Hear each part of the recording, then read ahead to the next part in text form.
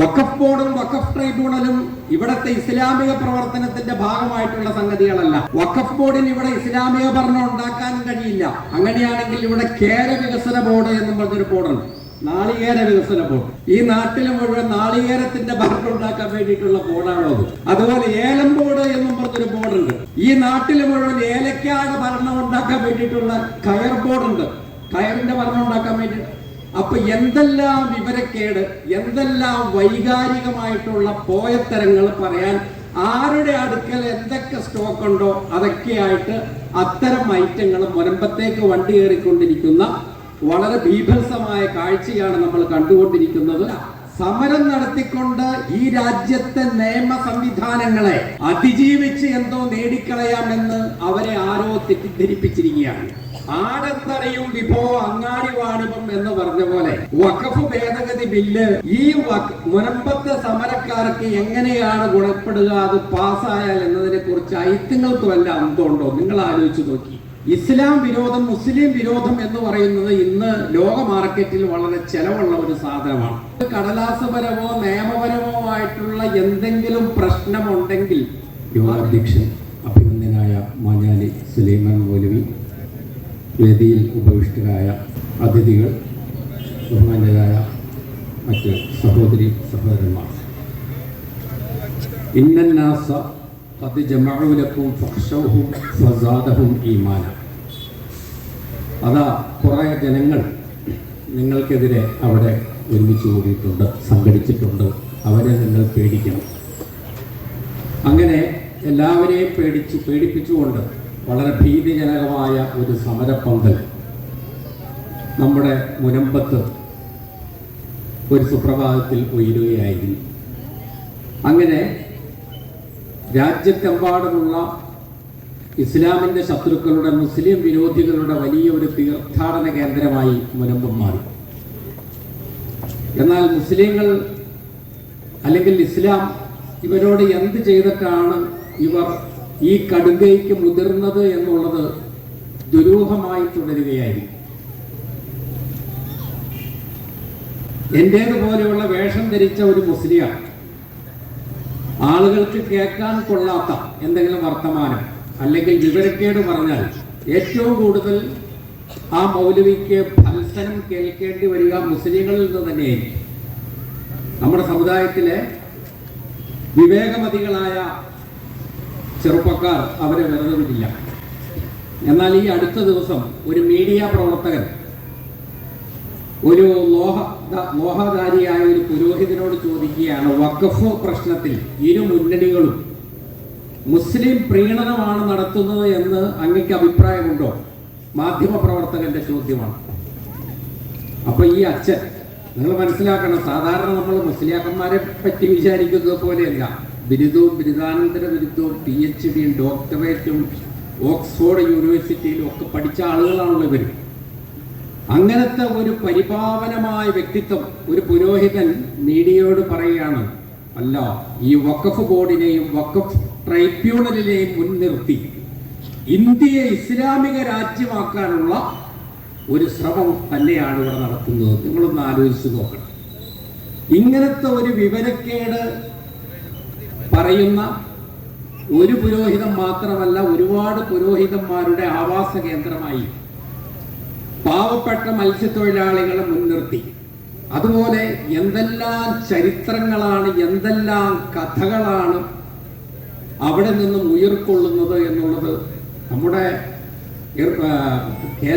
ASI ഉണ്ടല്ലോ, അതായത് archaeological survey of ഇന്ത്യയുടെ കെയർ ഓഫിൽ വളരെ വിഭ്രമജനകമായ ചരിത്രങ്ങൾ രചിക്കുന്ന കുറെ ആളുകൾ ഈ അയോധ്യ പ്രശ്നത്തിന്റെ പശ്ചാത്തലത്തിൽ വളർന്നു.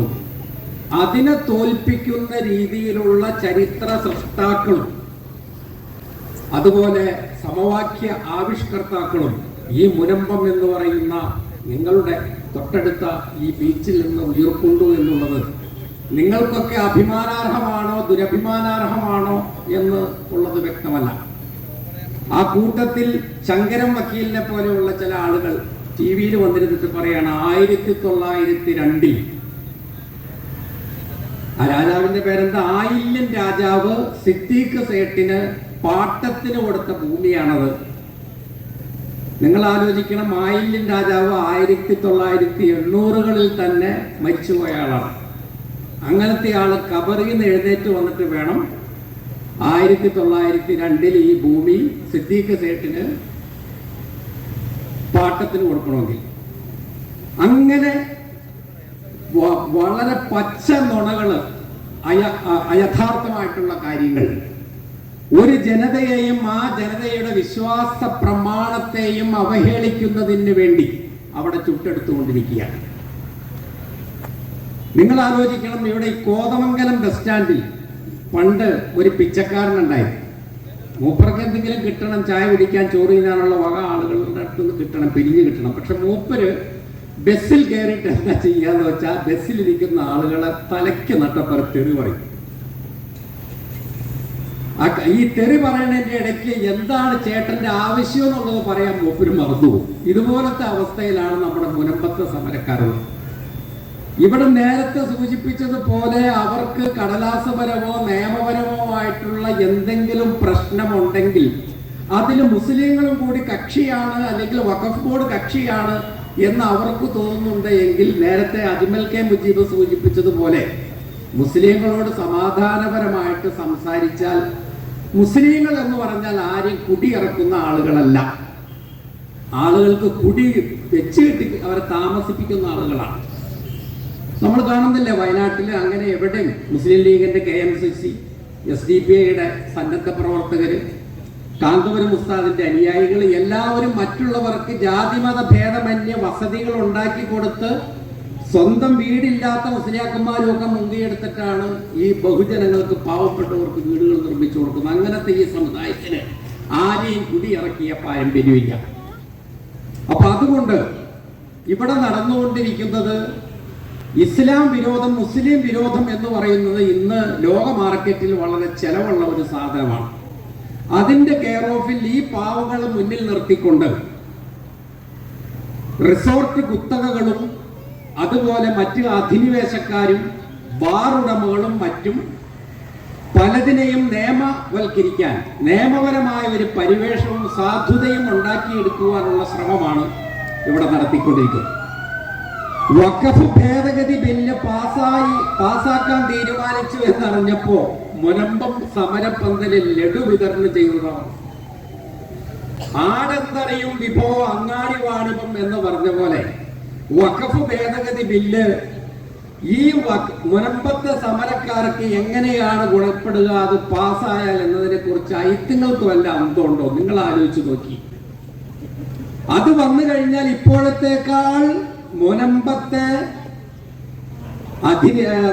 കുടിയേറ്റക്കാർ എന്ന് ഇപ്പോൾ വിശേഷിപ്പിക്കപ്പെടുന്ന, അല്ലെങ്കിൽ ഇപ്പോൾ അവിടെ സമരം നടത്തുന്ന ആളുകളുടെ പ്രശ്നം അപരിഹാര്യമായി കൂടുതൽ സങ്കീർണമായ നിയമക്കുരുക്കുകളിലേക്ക് പോവുകയുള്ളൂ. ഇന്നിപ്പോൾ വഖഫ് ബോർഡിലോ അല്ലെങ്കിൽ വഖഫ് ട്രൈബ്യൂണലിലോ സമീപിച്ചാൽ അതിന് ഒരു പരിഹാരം ഉണ്ടാവും. അതിന് ഇവർ തയ്യാറല്ല. സമരം നടത്തിക്കൊണ്ട് ഈ രാജ്യത്തെ നിയമ സംവിധാനങ്ങളെ അതിജീവിച്ച് എന്തോ നേടിക്കളയാമെന്ന് അവരെ ആരോ തെറ്റിദ്ധരിപ്പിച്ചിരിക്കുകയാണ്. വഖഫ് ബോർഡും വഖഫ് ട്രൈബ്യൂണലും ഇവിടത്തെ ഇസ്ലാമിക പ്രവർത്തനത്തിന്റെ ഭാഗമായിട്ടുള്ള സംഗതികളല്ല. വഖഫ് ബോർഡിന് ഇവിടെ ഇസ്ലാമിക ഭരണം ഉണ്ടാക്കാൻ കഴിയില്ല. അങ്ങനെയാണെങ്കിൽ ഇവിടെ കേര വികസന ബോർഡ് എന്നും പറഞ്ഞൊരു ബോർഡുണ്ട്, നാളികേര വികസന ബോർഡ്. ഈ നാട്ടിൽ മുഴുവൻ നാളികേരത്തിന്റെ ഭരണം ഉണ്ടാക്കാൻ വേണ്ടിയിട്ടുള്ള ബോർഡാണോ അത്? അതുപോലെ ഏലം ബോർഡ് എന്നും പറഞ്ഞൊരു ബോർഡുണ്ട്. ഈ നാട്ടിൽ മുഴുവൻ ഏലക്കാട് ഭരണം ഉണ്ടാക്കാൻ വേണ്ടിയിട്ടുള്ള കയർ ബോർഡുണ്ട്, കയറിന്റെ ഭരണം ഉണ്ടാക്കാൻ വേണ്ടി. അപ്പൊ എന്തെല്ലാം വിവരക്കേട്, എന്തെല്ലാം വൈകാരികമായിട്ടുള്ള പോയത്തരങ്ങൾ പറയാൻ, ആരുടെ അടുക്കൽ എന്തൊക്കെ സ്റ്റോക്ക് ഉണ്ടോ അതൊക്കെയായിട്ട് അത്തരം ഐറ്റങ്ങൾ മുനമ്പത്തേക്ക് വണ്ടി കയറിക്കൊണ്ടിരിക്കുന്ന വളരെ ബീഭത്സമായ കാഴ്ചയാണ് നമ്മൾ കണ്ടുകൊണ്ടിരിക്കുന്നത്. നമ്മുടെ രാജ്യത്തെ സമാധാനത്തിനും ശാന്തിക്കും സൗഹാർദ്ദത്തിനും കോട്ടം വരുത്താൻ ഇത്തരം ഇരുട്ടിന്റെ തിന്മയുടെ ശക്തികൾക്ക് കഴിയാതിരിക്കട്ടെ. ദൈവം അവയെല്ലാം പരാജയപ്പെടുത്തുകയും സത്യത്തിന്റെയും നീതിയുടെയും പുലർച്ച ഈ നാട്ടിൽ സംജാതമാക്കുകയും ചെയ്യട്ടെ എന്ന് പ്രാർത്ഥിച്ചുകൊണ്ട് ഈ യോഗത്തിനെല്ലാം ആശംസകൾ അർപ്പിച്ചുകൊണ്ട് ഞാൻ എൻ്റെ വാക്കുകൾ അവസാനിപ്പിക്കുന്നു. അടുത്തതായി ആശംസകൾ അർപ്പിക്കുന്നു Salim Al Kausari, Working Chairman, STP.